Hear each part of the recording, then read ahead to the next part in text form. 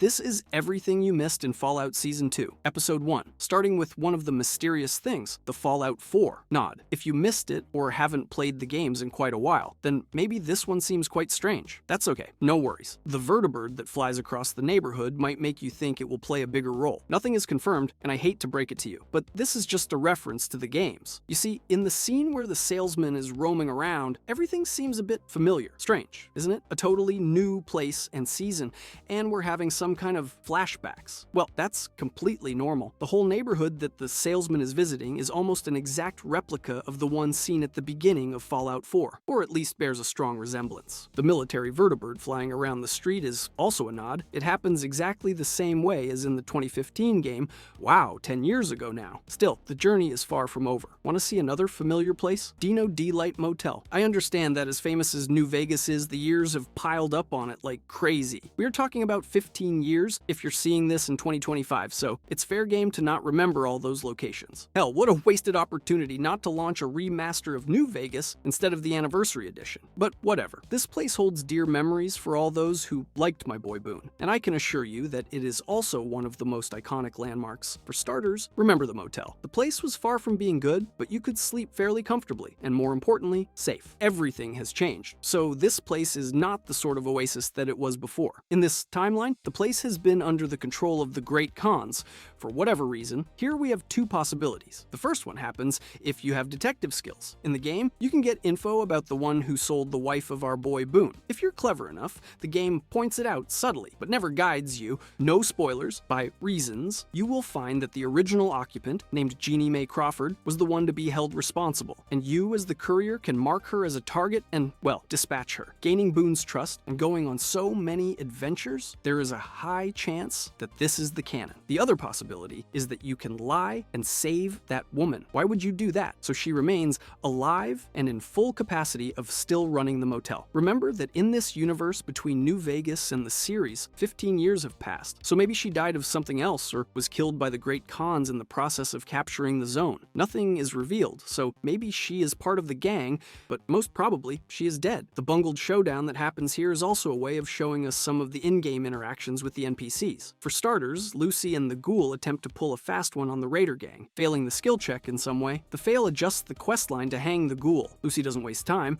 climbs and takes a position of advantage in the nearby dinky that we talk about later. With all the odds against her, she tries a last-ditch trick, but misses her cue to shoot the ghoul down, activating the forced interaction with enemies that Fallout loves to do, where you're obligated to talk and then fight. This works as a good reintroduction to the duo. The seasoned veteran of the wasteland that has almost all the skills maxed out, and Lucy that is trying to build a charisma skill tree but is still too low level to succeed, or at least I interpret it that way. Does anyone remember the music of the game? Big Iron. The classic song of Fallout New Vegas is here out of nowhere, and this is another awesome Easter egg that reminds me of the game, and it happens in Cooper's scene. Not the fight itself, but the fact that Big Iron appears. Maybe the years have made you forget, but that song gives life to any fan out there who remembers it. Talking about older games, something else reminds me of the old golden days. Fallout 4, Love, right here. I am really liking the love that all the entries of the saga have been getting. I never expected Fallout 4 to get referenced in a season that is set in New Vegas, but here we are, small little, almost imperceptible details, but to me are gold. I am talking about the Googie architecture of the pre-war world, full of 1950s nostalgia and retrofuturism, which comes across just as immersive and authentic to the games as ever. I had to rewind a couple of times while I was watching Cooper in his kitchen. This is really simple, because it's just like the pre-war kitchens in Fallout 4, and having played it a couple of weeks ago, that really stands out for me. Great props to the set designers, continue the good work. Starlight Drive-In appears at one point too. Lucy and Cooper find themselves poking around a desolate Starlight Drive-In. For those like me who didn't know but got curious about why this scene was centralized here, I looked it up on the internet and found out that they were a chain of drive-in theaters that existed throughout America in the 2070s. Yeah, we are getting info from the future and seeing it in the past. Cool power that I have. Now talking about references, this also appears in Fallout 4. The player character, or better known as the sole survivor, can get control of one of these drive-ins and use it for settlement building. Another small but good nod to the games. It is always cool to see a location that appears in the games, getting the time and space to make an appearance here. Cooper makes one last comment, and I don't know if it references anything else, but he catches a glimpse of what's left of the marquee and sees that one of the last films that were played here was actually one of his own creations, A Man and His Dog 3. Fallout 4 is not the only one referenced. Check this out, the water chip. I know that this is far from new, but as new developments of the problem are arising, I am kind of interested in seeing what this will bring us in the future. For all those in the dark, Vault 33 is having serious problems with a malfunctioning water chip, so severe that the backup systems have been put in place but are failing already. Oh boy, Vault-Tec's quality seal of approval. Anyway, this is the exact problem that started the saga. Fallout 1 started with this same premise. Go out into the wasteland to seek a new water chip, come back and save the vault. But as I see it in Vault 33, we don't have the resources or the willpower to do something to fix the problem, at least not in this chapter. Now let's talk about other important locations inside this iconic landmark, Dinky the T, Rex. We already knew that he was still standing from the trailer of the second season, but that doesn't make it less iconic. This is a clear reference to the game, the motel's big dinosaur mascot, an exact replica of the one we see in the game, and also referencing a situation in the game. Lucy uses its gaping mouth as a sniper's nest, just as our old buddy Boone and his friend Manny Vargas did. The VATs also make a small appearance here, a cool nod to the game and those cool looking scenes where you hit a crit or a really good shot and everything slows down just for the fun of it. Adding to the mystery,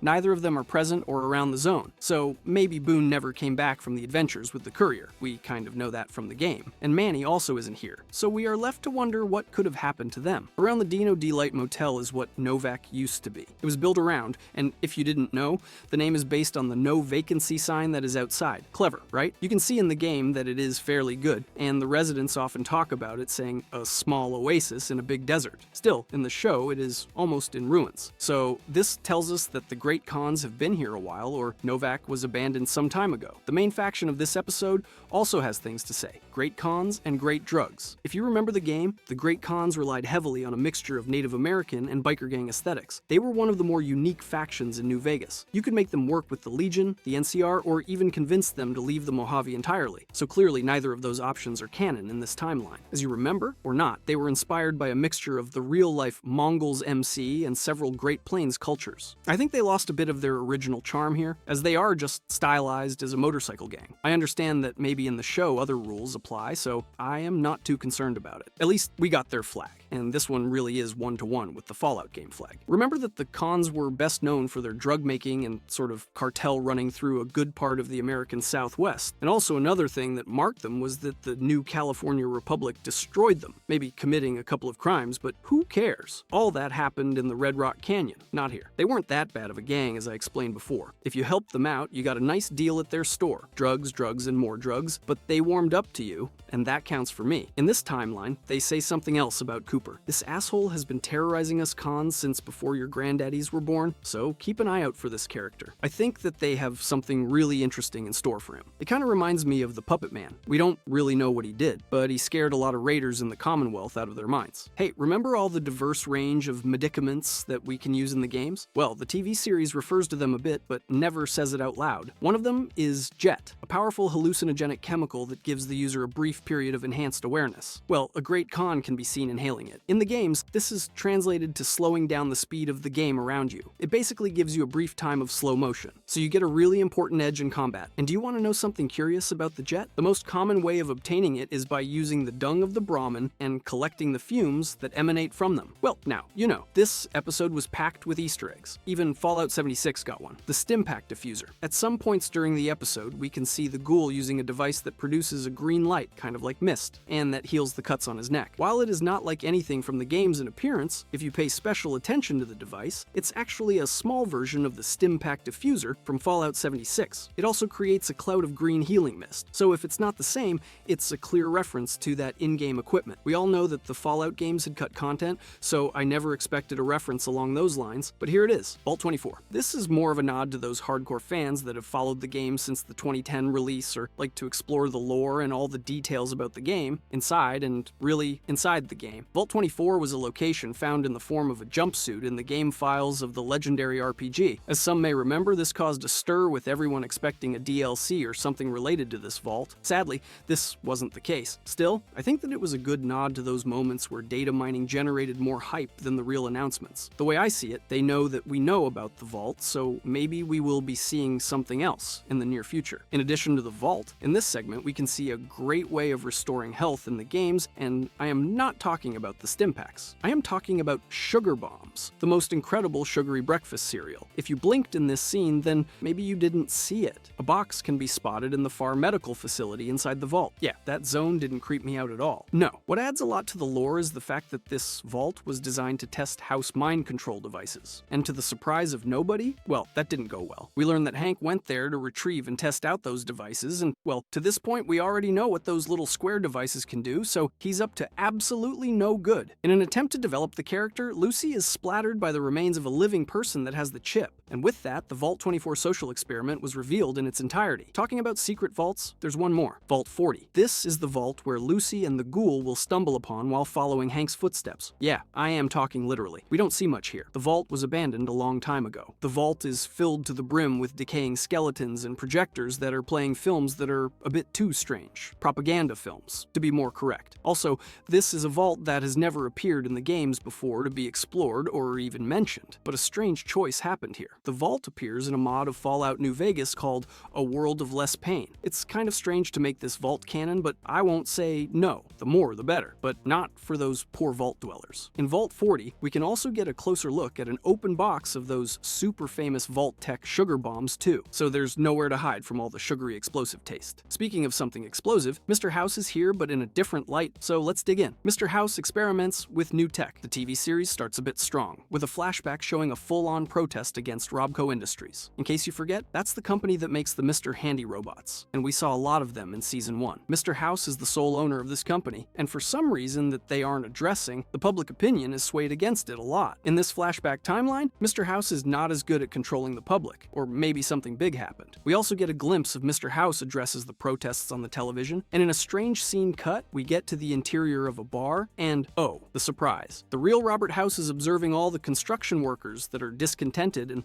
also watching the broadcast. Yeah, I was a bit lost by the implications too. The next scene is marvelous, as it shows House in full, something completely new to the saga. Well, I don't count Mr. House that you can kill in New Vegas. He is basically a husk of a human at that point. This House, on the other hand, has some physical tics and a subtle way of mannerisms, so he really has all the charisma that you would expect. In this scene, you can see him picking a fight with some construction workers, and like in a comic, they throw him outside by his car, and he tricks one of them to let his guard down for a counterattack. The counterattack is what reveals to us some of the secret experiments that Mr. House has and never reveals. He implants a small chip at the back of the poor man's neck, and this, via technological superpowers, gives House the ability to mind control him. What you see next is that he kills his companions and then starts to resist the mind control, so House increases the levels in the chip. This shows that while it is marvelous, it is still a flawed piece of technology. You can see that all that pressure in the head makes the worker still turn on him, so in the end the guy's head pops like a melon. Yeah, a blood-filled melon. A little gross, not gonna lie. This doesn't end here. Mr. House actually comes for the chip and murmurs to himself, the world may end, but progress marches on. So this also gives us a glimpse of something that the fans will find familiar, as the rich and influential already had the info about the world and its destiny. I have to point out that getting to see the man himself, rather than the whatever it was corpse thing with a brain wired to a supercomputer in the New Vegas entry, is a lot more than just a treat. He is every bit as unsettling, charismatic, and somewhat immoral. Here's some info that adds to the backstory that the ghoul and Lucy explore when they see the desert in New Vegas while wandering the desert. This transition shows us a bit of why New Vegas is the way it is, with the info that says that Robert House built some sort of defense system there that avoided the whole destruction of the city. Also, this alludes to the fact of the ghoul having some kind of story with House. I am certain that this will be a central point of the season. The episode closes with an interesting mystery that is worth a look again in case you didn't understand everything. Hank and Mr. House. The first great mystery is the massive Vault Tech vault that is shown to us, a very different one. This one looks more like the headquarters of a major company, and Hank was part of it as he has his own personal answering machine. This place is so big, and in mint condition, you could drink some fresh coffee and put on a new suit with a gold-plated Pip-Boy that we don't know has some sort of special functions. He sends a message to House and says that he is in his